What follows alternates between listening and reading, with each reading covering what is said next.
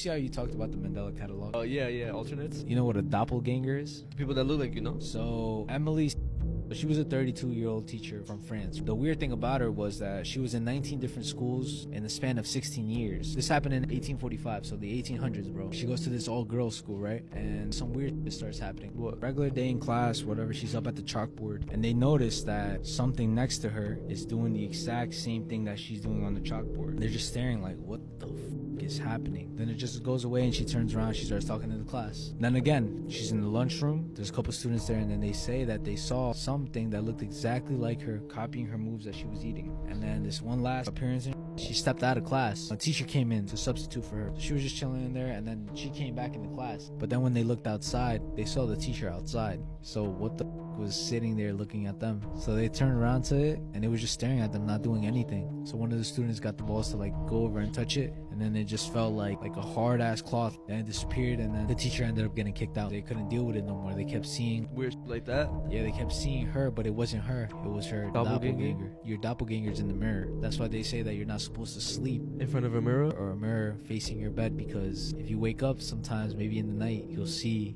that you're laying down and your doppelganger isn't. That's scary, bro. Go. This place right here scares me to death. There's something evil here. There were several bodies that came down this river and washed up underneath this bridge. I feel this massive wave of energy smack me deep in the chest and threw me over this concrete. Well, you got body slammed by a ghost? Yes. Dozens of people have died on this bridge. Car accidents, drownings, jumpers, you name it. But no one knows why the spirits are so angry. Several people are buried here. So are these like unmarked graves? I believe so. I wasn't here antagonizing. I wasn't here trying to find, negativity, but it found me. It's a weird vibe around here. Tonight, we're here in San Angelo, Texas, at a location that's notorious for its paranormal activity, the Lone Wolf Bridge. Ooh, it just got cold down here, dude. Meth? Meth? Did you die from doing meth? I don't think I'm alone. The flood. There's bones and a gun out there. Go! So many of these deaths have been covered up. This is crazy.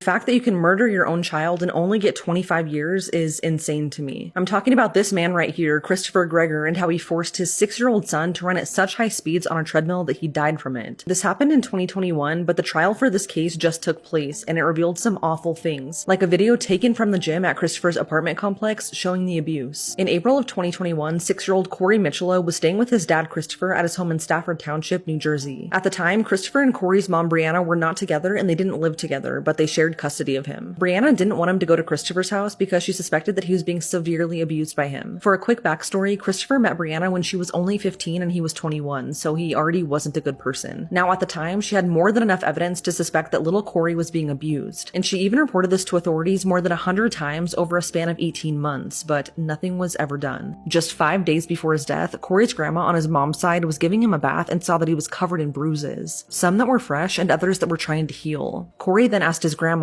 quote, "Does God see what my daddy does to me?" In which she replied, "God sees everything." Corey then asked, quote, "Why doesn't he help me?" That same day, he wrote, "I died" in chalk near the front door of the house. His grandma says that Corey knew nobody could help him and that he knew he was going to die and accepted it. Fast forward 5 days, which is the day that he was taken to his dad's house. Corey's grandma gave him her cell phone and told him to hide it and to call her not if, but when his dad starts beating him. Corey told her that his dad was always around and couldn't use the phone or even run to a neighbor's house. Corey died that day, and what's incredibly tragic are the events that led up to his death, which you'll see in the next video, so just a heads up. Just before he died, video footage from the gym at Christopher's apartment complex showed him forcing Corey to run on the treadmill. He kept increasing the speed, which made Corey fall off at least 6 times. And at one point, Christopher is seen biting Corey's head out of anger. Corey went into cardiac arrest twice, so Christopher took him to the hospital where he died just an hour later. The autopsy says that Corey died from blunt force trauma and lacerations to his heart and liver. And all of this came as a result from his dad's abuse. Just 20 minutes after Corey died, Christopher took off and drove to Arkansas, and the only reason he came back is because his parents parents talked him into it. What's sickening is the fact that he didn't even tell Corey's mom, Brianna, which hospital he took him to, so she couldn't even spend the final moments with her own son. Christopher wasn't arrested until a year after his son's death. During the trial, it was argued that he inflicted those blunt force injuries to punish Corey because his mom was 14 hours late dropping him off. He was recently found guilty of manslaughter and the endangerment of a child. He was sentenced to 20 years in prison for manslaughter and 5 years for child endangerment. Right before sentencing, he said that although his actions are inexcusable, he still denies any responsibility for his son's death. He said he thought Corey was just tired and that's why he didn't take him to the hospital sooner. Prosecutors wanted him to have the max sentence, which would have been 40 years.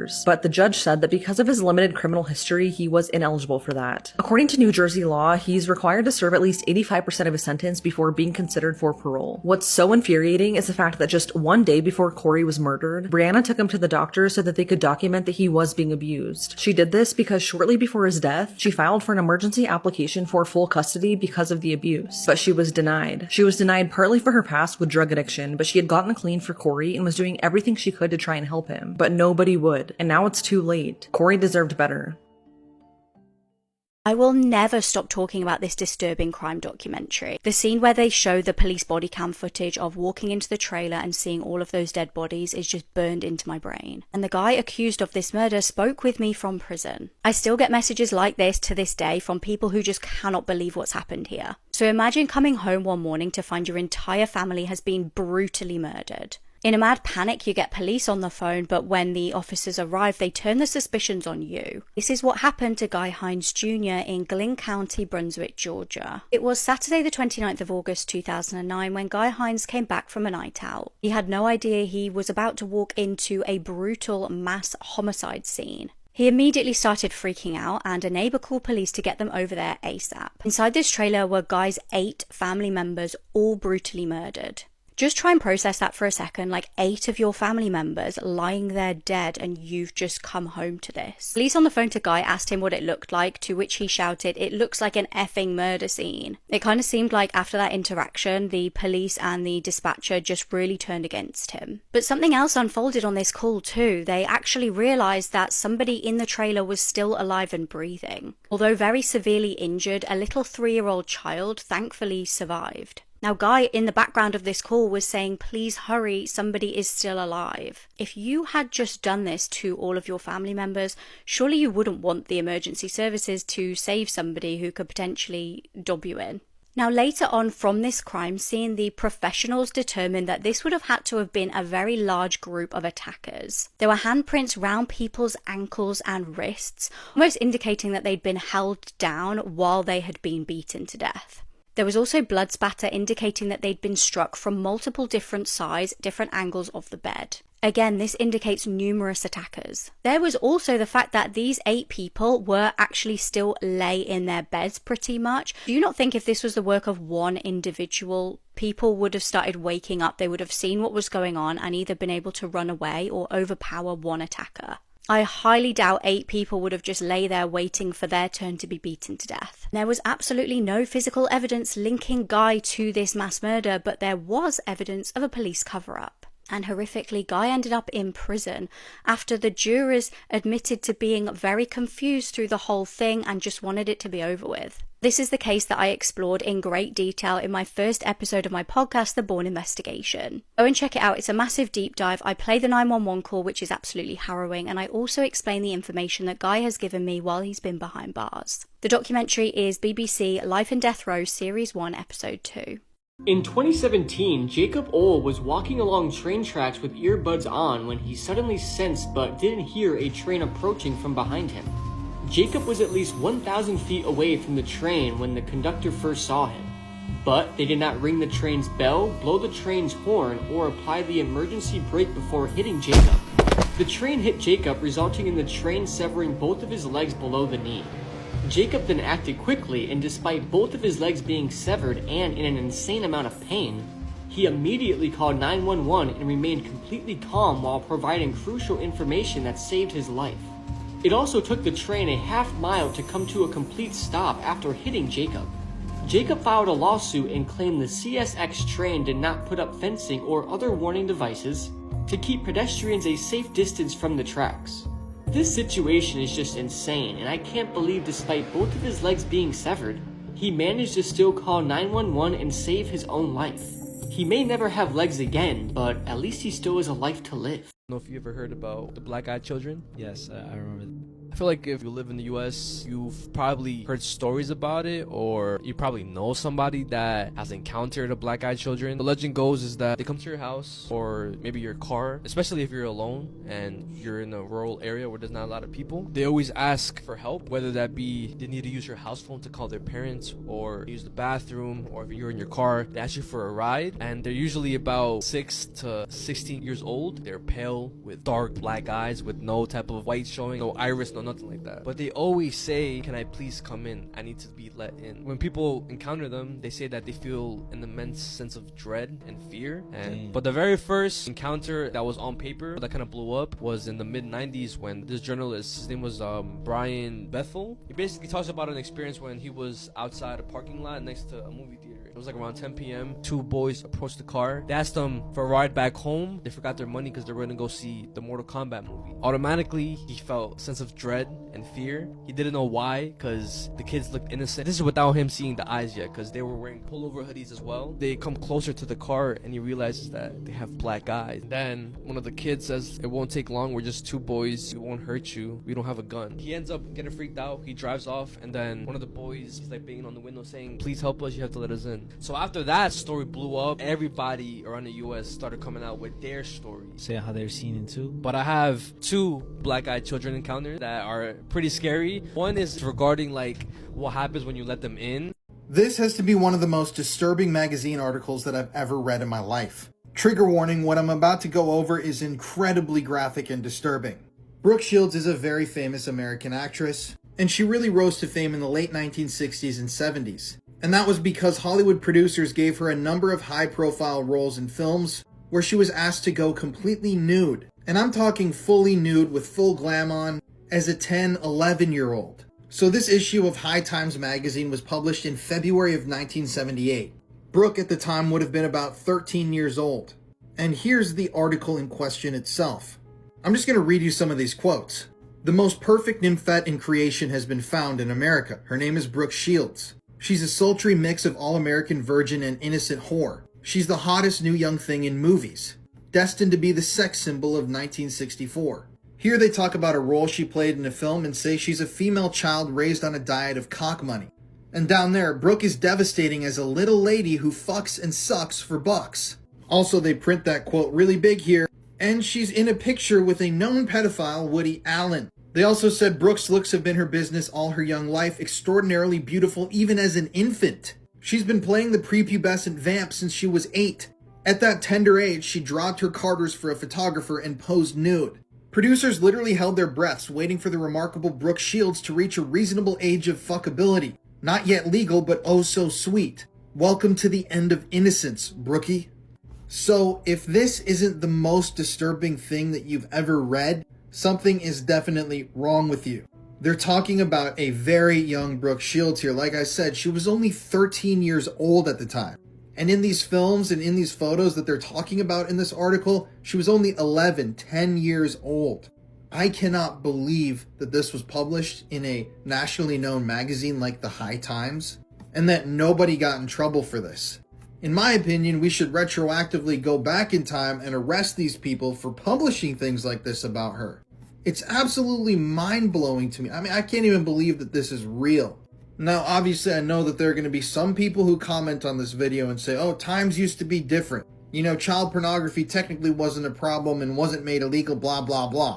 And to people who say that, honestly, fuck off. Because there is no excuse for an article like this to ever have been not only written, but then published. I can't imagine what this had to have been like being Brooke Shields if she ever read this at that age. Thankfully, though, Brooke did get out of the system and managed to live a happy life, but she has done a number of interviews and talked about this before, saying how much stuff like this really messed her up.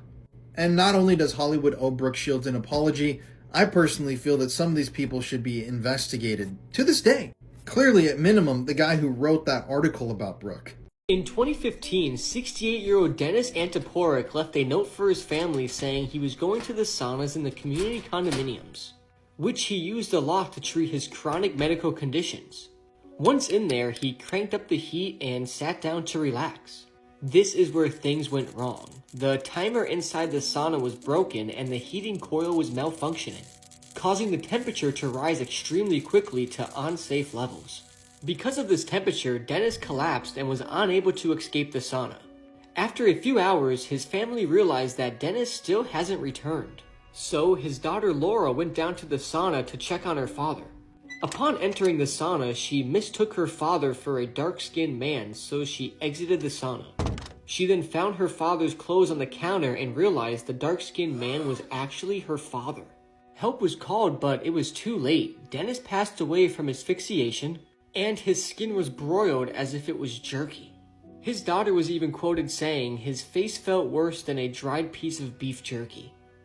You're all wondering where my recent video vanished to. Well, it actually got banned because it is like a real-life horror film. If you're seeing this video now, maybe watch it quickly before it disappears again. 1955 in New South Wales, Australia, Catherine Knight was born. No one could guess this innocent little child could grow into one of Australia's most infamous killers. She'd go on to earn the nickname the Man-Eater, for good reason. Now, she had a very distressing childhood, and that's not me saying that what she did later in life was by any means justified. It's just I feel it's important for the context of this case. Her early years were horrible. Her dad was a violent alcoholic, and he would abuse her mum on many occasions in front of Catherine. Catherine was also SA'd up to the age of 11 by multiple different family members. Catherine kind of became this bully at school. She was kind of taking out her anger and resentment on innocent kids. She was known as a loner, but would lash out at other students, and at one point physically assaulted one, and then there was an incident where a teacher had to physically restrain her. When she left school, she would go on to work at a slaughterhouse. She eventually met a man named David Kellett in 1973, and he actually had a similar personality to her dad. He also had alcohol problems and was violent, but it was almost as if Catherine thought that's what all men were like, and that's just kind of something that she had to put up with. But David had met his match with Catherine. She was very angry and aggressive herself. They even had an argument on their wedding night, and Catherine strangled him, but luckily didn't kill him. The pair would stay married for 10 years and had 2 children together, although David had many affairs, and it goes without saying that this was like a mutually abusive relationship. David would often lash out at her, and Catherine was known to do things like hit him over the head with frying pans and burn his belongings. But when Catherine ended up finding out about one of these affairs and David threatened to leave her for another woman, she decided to do something more horrific than ever before as a way of punishing him. By this point it was 1976 and the pair had a 2-month-old baby, Melissa. Catherine, after being diagnosed with PND, took the baby to a local railway line. She placed the baby onto the tracks and then ran away. She went on a rampage threatening to kill other people. Now, by some miracle, a local man actually did spot the baby on the railway line and obviously just risked his life to try and grab her off the tracks. He ended up rescuing the child just minutes before a train was due. Catherine had a bit of a stint in a psychiatric hospital for a while after this, and although David briefly took her back after she was discharged, they ended up breaking up. In 1986, she met a new David, David Saunders. He quickly moved in with her and her daughters, and the relationship quickly turned toxic. Now, trigger warning here for animals because this bit's absolutely sickening. As a warning to David not to cross her, she sickeningly cut the throat of his little puppy in front of him. But after that, he shockingly stayed with her and they had a baby of their own. Now, the final straw for David was when she tried to kill him with a pair of scissors. He knew his life was in danger and he just needed to get out of there. She then met another man. This was John Chillingworth, and I really don't know how she's finding all these guys because this was obviously before the days of like Tinder and stuff. They ended up having a son together, but I think you know where this is going. Catherine's relationships rarely last, and she ended up cheating on him with a man called John Price. She ended up leaving her partner for John and they got into a relationship together, but unfortunately for John, Catherine would continue her violent, aggressive ways. She was actually incredibly malicious. She even framed John for stealing things from his company and got him sacked when he said he didn't want to marry her. On the 28th of February 2000, things would really come to a head. The couple had yet another vicious argument, but this time Catherine stabbed him in the chest. He was thankfully able to flee and took out a restraining order against her. However, in a horrible foreshadowing of events to come, he started telling people at his work that if he was found dead, Catherine was to blame. The following day, he went back to the house that he shared with Catherine. Now, his colleagues begged him not to do this, but he just said he was afraid that if he didn't, she would do something awful to him or his children. So John went up to the bed that he shared with Catherine at around 11 p.m. that day, regardless of the restraining order. Catherine then took a butcher's knife, went upstairs, chased him around the house with the knife, and stabbed him 37 times. She dragged his body downstairs, skinned him, and hung him from a meat hook. She then used his body parts to cook, along with potatoes, vegetables, and gravy. But this wouldn't be the most shocking part of this case. Police arrived at the scene when John failed to turn up at work that day, and they obviously found an absolutely brutal crime scene. Catherine claimed to have no memory of what happened, but police discovered containers with names on containing human stew. They realised that Catherine's plan all along was to feed John to his children. For the first time in Australian history, a woman was given a life sentence without the possibility of parole. Catherine remains in prison to this day and denies all responsibility.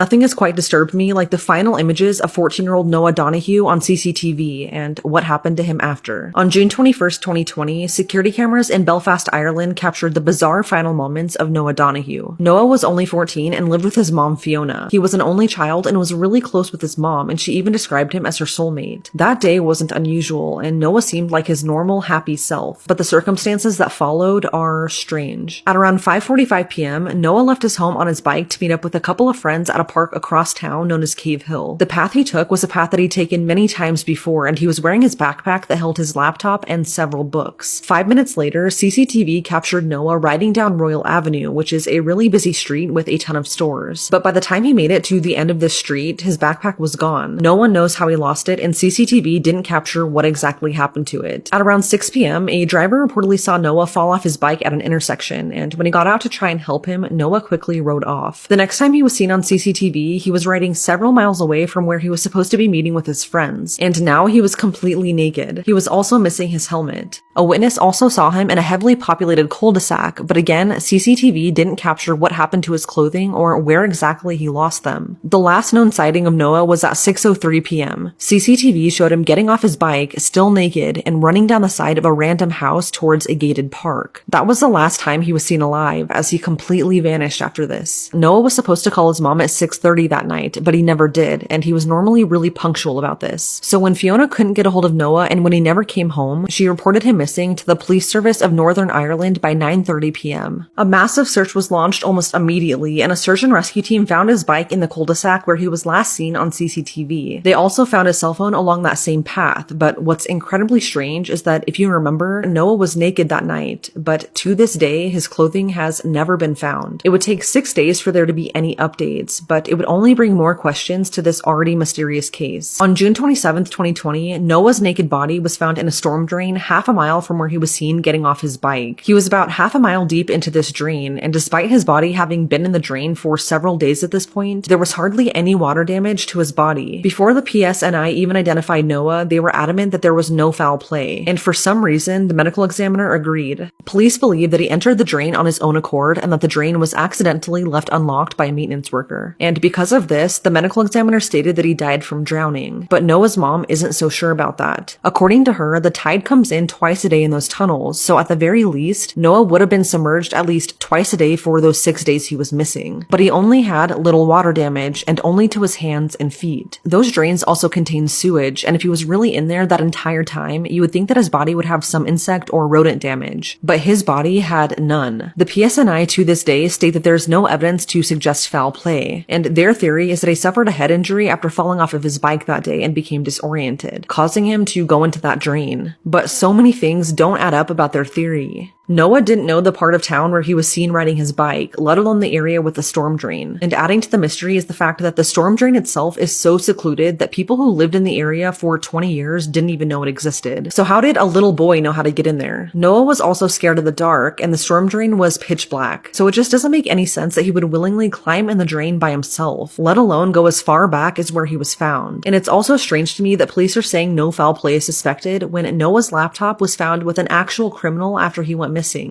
The criminal in question had previous convictions of theft and robbery, and they said that they just found Noah's backpack on Royal Avenue after his disappearance. And for some reason, authorities just took his word for it, so this person was never linked to Noah's death. There have been many theories as to what could have happened to Noah, such as him possibly being attacked on Royal Avenue that day with a heroin needle, causing that bizarre behavior. Other theories include an initiation ceremony gone wrong, a police cover-up, and even suicide. But those who knew Noah say he would never intentionally hurt himself. Because of how the PSNI completely mishandled this investigation, Fiona took it upon herself to investigate Noah's death, and she actually found that around 3 the morning Noah disappeared, at least 4 witnesses heard screaming coming from the area where he was last seen. Fiona even brought this information to the police, but they never followed up. It was also brought to light that 2 separate people saw Noah naked in the cul-de-sac that night, but for some reason it took them 30 hours to report this to police, even with knowing that there was a missing child in the area. Fiona was able to find Noah's last Google search before he left the house that night, and it was a search for Cave Hill, the park where he was supposed to be meeting his friends. So how did he end up in the complete opposite direction that night? Was he going to meet up with someone? And how exactly did he end up in that storm drain? I also want to point out a crucial piece of information. Noah reportedly snuck out of his house just 14 hours before his disappearance. He was caught on CCTV sneaking out at 3:30 a.m. in the pouring rain, wearing a t-shirt, shorts, flip-flops, and some headphones. He returned 30 minutes later, but this time without his flip-flops or headphones. To this day, no one knows where Noah was going that morning or if he was meeting up with someone, or why he came back missing his shoes and headphones. This information wouldn't come to light until 2 years after his death. But what's crazy is the fact that the PSNI knew about this secret sneak out, even when they were actively searching for Noah when he first went missing. But they didn't tell anyone about this, not even his own mom. An inquest is set to begin this September to comb through the evidence and hopefully provide more answers about this case. But it's left many wondering what truly happened to Noah that summer night. However, coined the phrase, "You can't make this stuff up," might have known the story of real-life boogeyman, Albert Fish. A slight, elderly man with grey hair, no one suspected the kindly single father of being sadistic child murderer and cannibal. This is your warning that if you see tape on your home front door, it means someone's trying to break in. It's called the sticky tape trick, and basically what these thieves will do is put a piece of tape on the keyhole of your front door. I mean, at first you might think that this is just a stupid prank, but it actually is a lot more serious than that. It's a tactic used by thieves to scope houses they're trying to break in and rob. So how this works is that after the tape is placed on the keyhole, they come back a day or a few days later to see if the tape is still intact. Then that signals that the owners have not entered the home and most likely no one is in there in that moment, which is obviously what these thieves want. They would much rather enter an empty home and avoid being confronted by someone. Another trick thieves have practiced is sticking FedEx or UPS stickers on the front door, and same thing, if it remained there when they return, then it's a sign that no one is currently in the home. So if you see stickers or tapes or anything weird on your front door, make sure to remove it immediately, and please set up some cameras. The world is such a scary place right now. I was beheaded for exercising my profession as a teacher. My name is Samuel Paty, and I am a history and geography teacher in France. One day, while carrying out my work as usual, I showed caricatures of the Prophet Muhammad to a class of young students as part of a lesson on freedom of expression. 10 days later, on October 16th, 2020, as I was leaving the school where I worked, an 18-year-old man of Chechen origin, Abdullah Abuyedovich Antonov, followed and attacked me. He brutally slit my throat. It was a horrific and unimaginable act of violence. After committing this atrocious act, my assailant took a photo of my lifeless body and shared it on social media. Law enforcement quickly intervened and killed the attacker, but it was already too late for me. My story has become a symbol of the struggle for freedom of expression and education in France. I hope that my sacrifice will contribute to promoting tolerance, mutual respect, and understanding among different cultures and religions.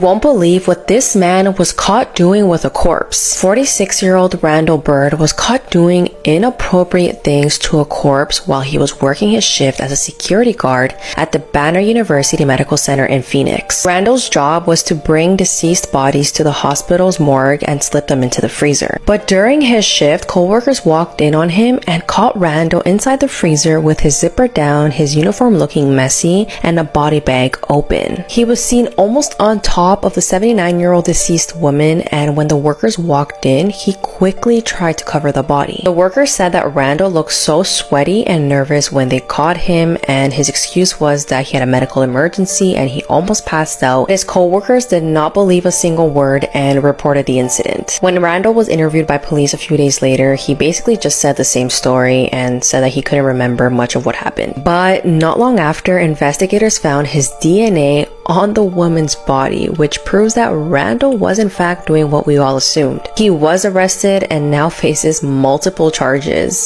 I'm going to prove the Mandela effect right now.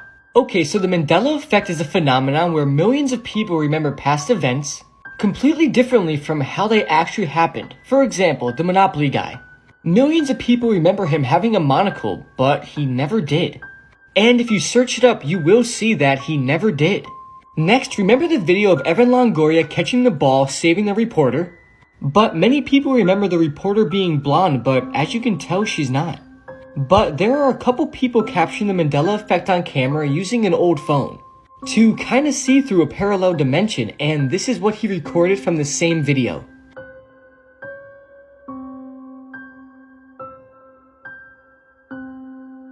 And as you can see, the reporter is blonde, as we all remembered. Even ChatGPT remembers the reporter being blonde and saying it was actually Emily Austin. This is just chilling, and a popular theory is that the world ended in 2012 and we all got transported to a different but kind of the same dimension. Let me know your thoughts on this because this whole video is just mind-blowing to me.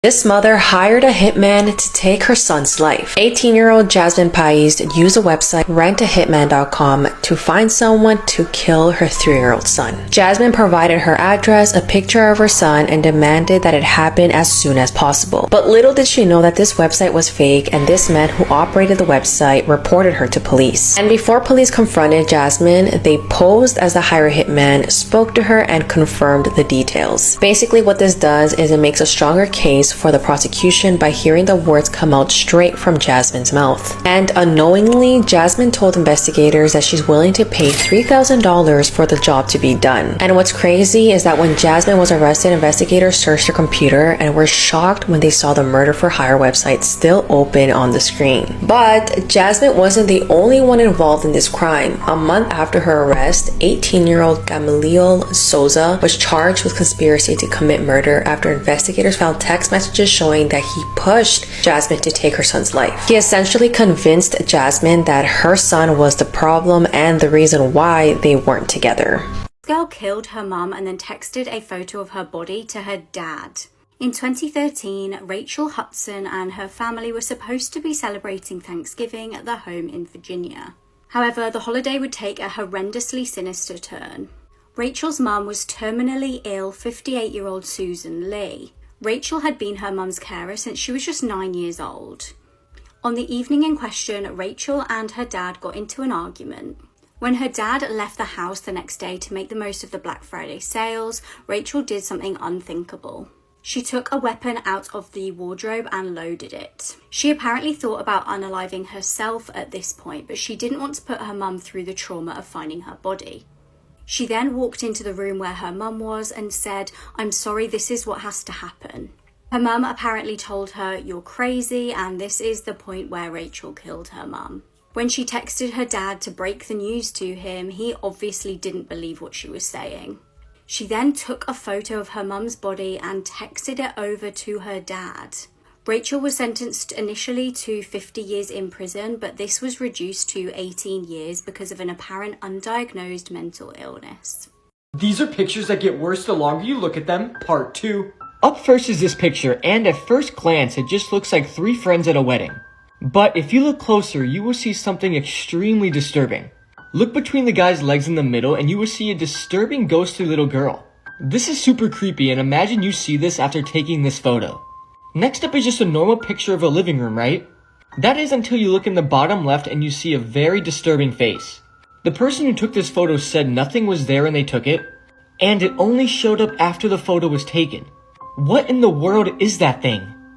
Next up is a picture of a truck that is completely packed to the brim. But if you look throughout the items, you will see something very weird.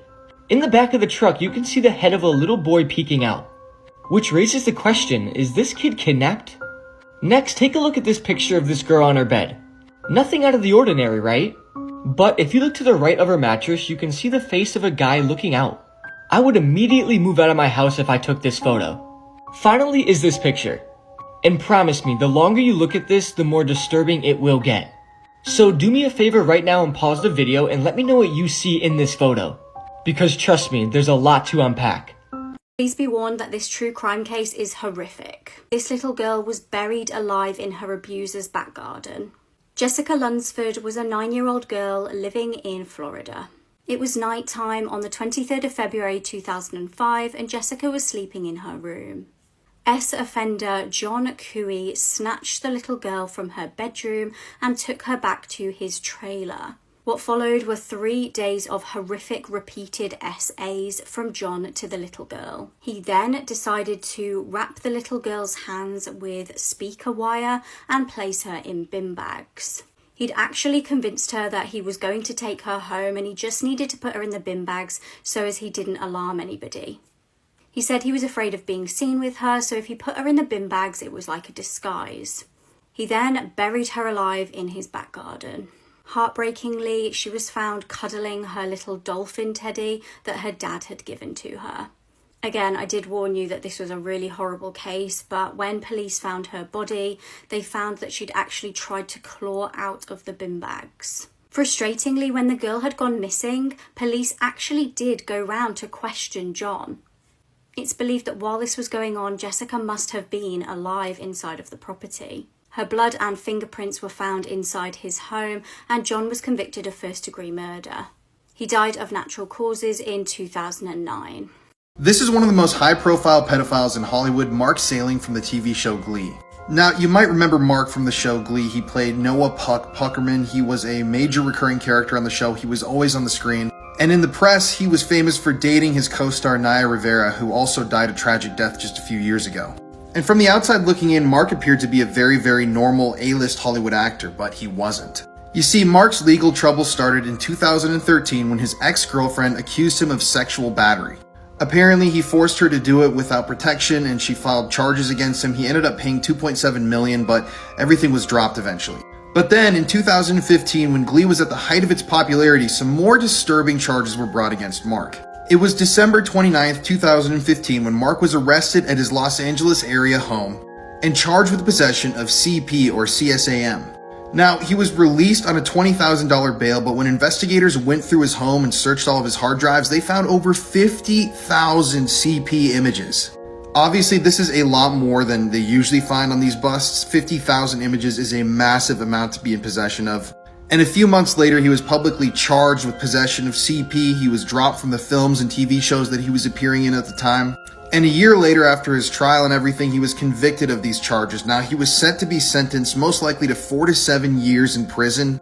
But before he could actually be sent to prison, on January 30th, 2018, Mark Salling took his own life by hanging himself in his Los Angeles area home. I always thought that this was a very disturbing ordeal because the show Glee is such a positive, happy show. And you would just never expect a main cast member from that production to actually be involved so deeply in such a disturbing world.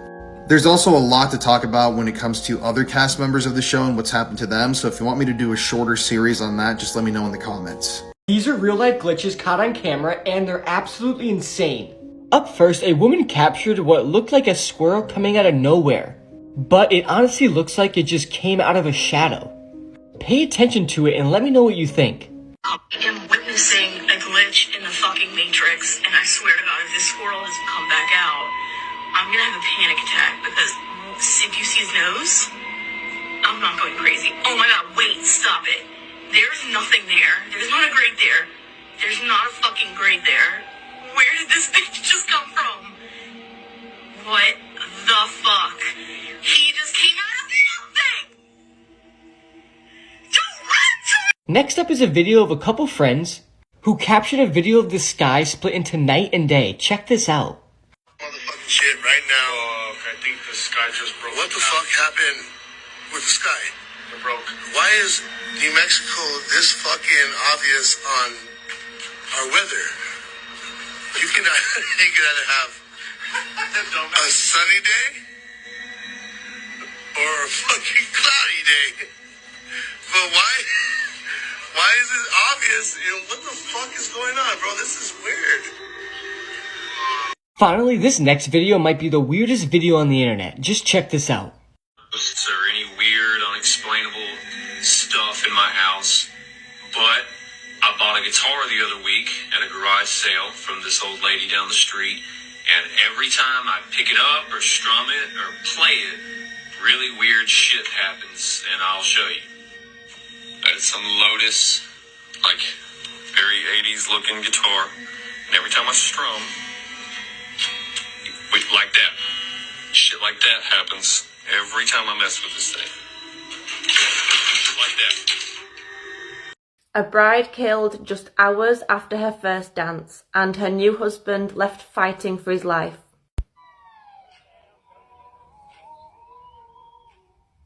Samantha and Eric exchanged vows on April 28, 2023 at 5 p.m. at Folly Beach. They partied into the night with friends and family before leaving around 9:45 to go to their Airbnb. They were travelling on a golf cart in an area with a speed limit of 25 miles per hour. That same night, 25-year-old Jamie Komorowski made a terrible decision which led to the death of bride Samantha. She'd been drinking and decided to get in her rental car and drive home instead of calling for a lift.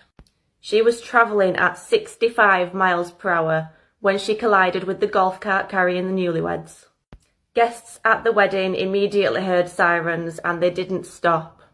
Samantha's mother turned to Samantha's sister and said, "Something's happened to Sam." They ran to the scene of the accident following the sirens and lights, and they were screaming her name in the hopes that by some miracle she'd answer them. She didn't. Samantha had suffered blunt force trauma to the head, and she died at the scene in her wedding dress. Samantha's husband Eric suffered life-threatening injuries, and he was rushed to hospital where he remains, fighting for his life. This is where this story gets really infuriating. This wasn't her first DUI. Jamie was also stopped in 2018, and she clearly hadn't learnt her lesson, only this time she actually killed someone. Jamie refused to give a breath sample and said that she'd only had 2 drinks, although officers at the scene said that she smelled like alcohol and could barely stand up. The hospital had to get a warrant to take a blood sample. Jamie was charged with 3 felony DUIs resulting in great bodily injury or death and 1 count of reckless homicide, and she's now on suicide watch in jail. This is the tiger video, one of the most gruesome animal attacks caught on camera, explained. The video originates from India, and the victims' names are Vikas Jamboka and his wife Manabi. They went to the forest for a walk one day to take in nature, but the area they were in is known to be populated by tigers, and attacks on humans in the area were reported in the past. While the couple was on their walk, they were ambushed by tigers, and according to reports online, both Vikas and Manabi were dead. The video of Vikas being attacked by the tigers was recorded by the locals. The video is 44 seconds long, and as you play the video, Vikas can be seen lying on the ground with the tiger sitting next to him. And you also see 3 other tigers in the background, going in circles stalking the area. You then start to hear a loud commotion in the background as the crowd looks on. Someone in the crowd then shoots a gun near the tigers, which scares them for a brief moment. Vikas then attempts to crawl away, but he's delirious and covered in blood. As he crawls away, gunshots continue as the crowd tries to scare the tigers. But as you watch, they are still surrounding and circling the victim. One of the tigers then runs to Vikas and bites him on the neck and proceeds to shake its head as it attempts to sever the jugular. This draws piercing screams from the crowd as it appears Vikas will most likely die. As the tiger bites and completely ragdolls Vikas, gunshots continue to fire, but at this point the tigers are not scared. And the tiger who bit his throat continues to maul him. And the video then concludes. After the video ends, it's presumed that the tigers dragged Vikas away and killed him, but that's not the case. Vikas was found alive, but his injuries were just horrific. Photos of the aftermath can be found online, and there are 3 images. The images show Vikas's face completely destroyed. The left side of his face is completely hanging off, and he has also been partially scalped to the point where you can see his white skull. Vikas survived, but according to numerous reports, his wife passed away. It's honestly extremely lucky that Vikas survived, and many people believe the reason for this is because the tigers were not hungry enough. I really don't recommend looking for this video or images because they are truly disturbing and it's something you really just don't want to see.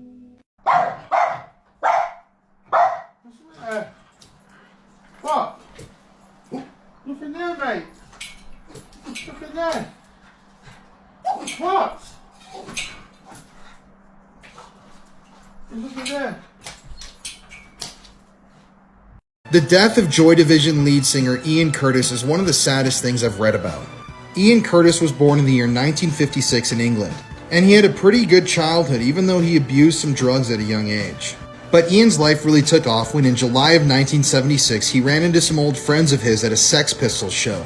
They told him that they were going to form a band soon and he decided to hop along with them. This led to the formation of the band Joy Division, one of the biggest alternative bands of all time. In the year 1978, while touring with Joy Division, Ian began to suffer from epileptic seizures. And even though he embraced them and kind of danced like he was having a seizure on stage sometimes, having these seizures obviously was really tough on Ian and it made touring and recording music a challenge. But he used these seizures to his advantage and people even used to call what he did on stage his epilepsy dance. Sadly though, there were multiple times when he was performing when he collapsed on stage and had to be carried off and given medical care. Life was getting really stressful for Ian, the touring schedule, the seizures, all of the stresses from his personal life and being in the public eye, and this led to the fateful night of May 17th, 1980. So years prior, Ian had married a woman named Deborah.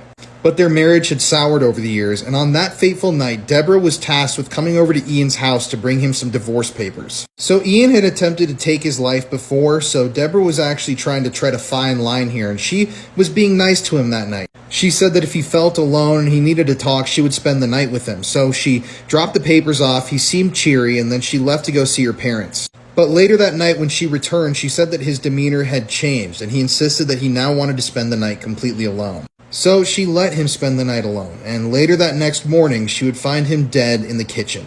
Ian Curtis was only 23 years old when he took his own life, and he had used the washing line in the kitchen to hang himself. Apparently, before he took his own life, he watched the film Strozek and listened to Iggy Pop's album, The Idiot, and before he wrote the note that he planned on leaving for his wife when she found his body, he removed all the photos of his wedding and his infant daughter from the walls. When Ian took his own life, Joy Division were about to embark on their first ever North American tour. They were literally just about to start it. And apparently he had told Deborah before he took his life that he was not only afraid of flying, but he didn't want to live past his 20s. He was deeply fearful about audiences in North America mocking him for his epilepsy, and he just was not in a good place. Now, in a strange twist, 37 years to the date of Ian Curtis's hanging, Chris Cornell, lead singer of the band Soundgarden, would also hang himself in his hotel room. The loss of Ian Curtis was a massive hit to the music world, and he will forever be missed.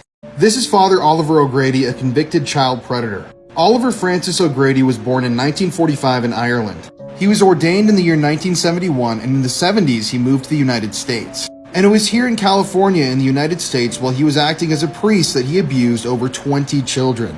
From 1978 to 1991, he abused two brothers, James and Joseph Howard, from the age of 3 all the way up to the age of 13 years old. And I can't even go into the details of the abuse that was happening, but it was absolutely horrific. I mean, this was a guy that was supposed to be a man of God, that was supposed to guide these kids towards the light. And he ended up using this trust that he gained with the kids to his own advantage. So in 1993, he was finally convicted of lewd and lascivious acts against the two brothers. He was convicted on 4 counts and then deported back to Ireland.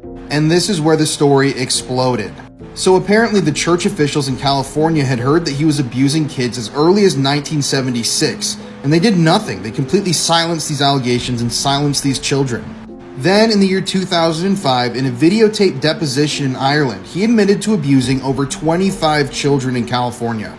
He even stated that he didn't remember exactly how many children he had abused, how he had abused them, or where this all took place. I also forgot to mention that in America he was sentenced to serve 14 years in prison, but he was paroled after only serving 7 years for sexually abusing these boys. But he thought that once he got to the UK, he was in the free and clear, but he was not. In fact, in the year 2010, he was arrested for possession of CP in Dublin, Ireland. He had CP images on an external hard drive, on his laptop, on his cell phone, and the victims that were in these videos and photos were as young as 2 years old. After this, he was sentenced to only 3 years in prison, and after he got out of prison, he moved to a house that was directly across the street from a playground. But people weren't having it anymore, and a bishop from a local archdiocese put out a memo to the whole city warning them that a dangerous pedophile was living among them. After this, Oliver fled the country, but it wouldn't be a long time before he was arrested for a third time, this time in Portugal. This was in 2019. He was arrested again for the possession of CP. He was extradited back to Ireland, and they sentenced him to only 22 months in prison. Now, a whole movie was made about this guy. It's called Deliver Us from Evil. It's a really good watch if you want to learn more about how the Catholic Church has covered up so many cases of child sex abuse over the years. But something that's scary to me is that conviction that he got was in 2020. So that means that the 22 months have passed, and he's out now free again. And if you've paid attention to this TikTok, you know that this guy will offend again. So I don't know where he's living at right now, but to anybody who may know where he is, I would definitely alert locals because this guy is a dangerous convicted sex predator. A mother gunned down alongside her 3 teenage children and their 2 friends that were over for a sleepover. Just last week in Oklahoma, the bodies of Holly Guess, her 3 teenage children, Riley, Michael, and Tiffany, and their friends Ivy and Brittany, were found dead at the house of Jesse McFadden. Jesse was also found dead. Holly had married Jesse McFadden last May in a private ceremony that none of their families knew about. They only found out about their marriage at Christmas and were told that they got married on Christmas Eve. Holly's sister Heather has no idea when Holly met Jesse, but she believes that they moved in together around the beginning of 2021. In March this year, it came to the attention of Holly's parents that Jesse McFadden was actually a registered sex offender. Jesse had only been released from prison in 2020 after spending 17 years behind bars for the rape of a 16-year-old girl. And he was actually due back in court on the day of the murders for soliciting child pornography using a contraband phone while in prison. Holly's mother Jeanette confronted Holly with this information, and she was told that she'd already spoken to Jesse about it, and he made out it was a big misunderstanding and the girl was actually 19. In reality, Jesse had actually paid somebody to impersonate the victim and come and sit down and have a talk with Holly, saying that none of it was Jesse's fault and it was all a misunderstanding. Holly's mother says that Holly and the kids were completely controlled by Jesse and he practically had them under lock and key. And Holly's sister Heather has branded Jesse a psychopath who manipulated Holly, and she doesn't think that she had any idea who he really was. On the weekend of the murders, Ivy and Brittany had been invited over to the McFadden house for a sleepover. They'd stayed before without incident, so the parents weren't worried. Ivy's mother was last in contact with her on the Saturday night and they'd been texting back and forth, but the next day when she couldn't get hold of her, she began to get worried. They'd both planned to leave the McFadden house and head to a ranch, but when they didn't turn up, an Amber Alert was issued and the police were sent out. Police attended the property on May 1st and found both girls, along with Riley, about a quarter of a mile from the home, all with gunshot wounds to their heads. Holly, her daughter Tiffany and her son Michael were all found alongside Jesse in some woodland on the property, and they'd also all been shot in the head. The whole community have been left in total shock, and it's now also come out that the police left a huge amount of evidence at the crime scene, including cell phones and computers. The families of the victims were actually allowed onto the property and found a huge amount of items that had been completely missed, including the kids' bloodied clothes, bones, binders containing disturbing photos, a mysterious ledger that had all of their names on, among others, and the investigation remains ongoing.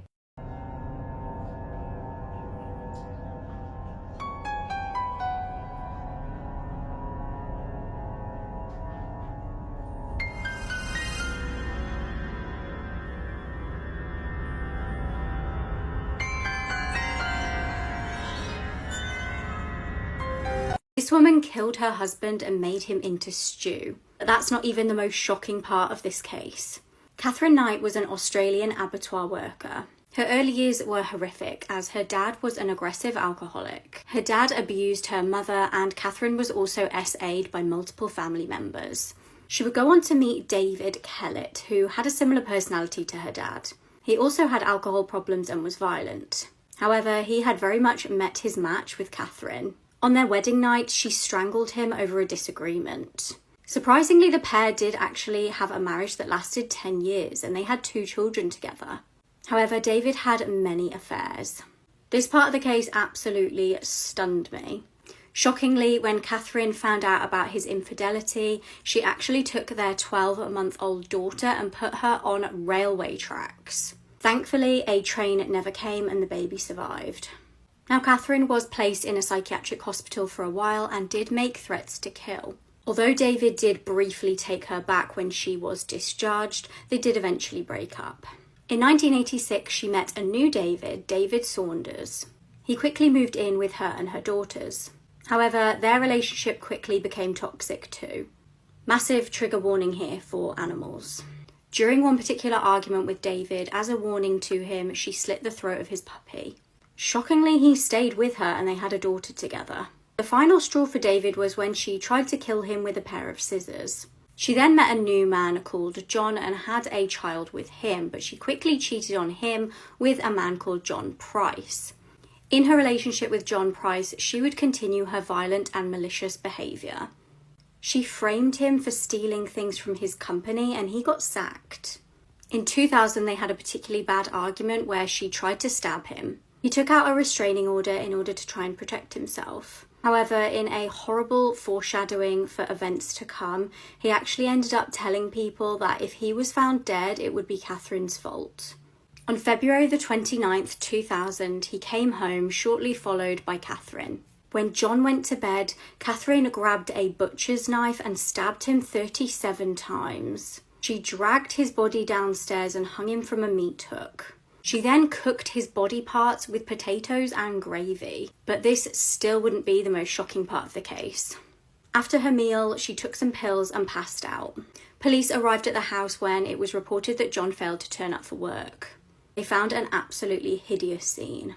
Now, Catherine claimed to have no memory of what happened. At this point, police discovered containers of the human stew with names on. They realised that Catherine's plan was to feed John to her children. For killing John for the first time in Australian history, a woman was given life in prison without parole. Catherine remains in prison to this day and denies all responsibility.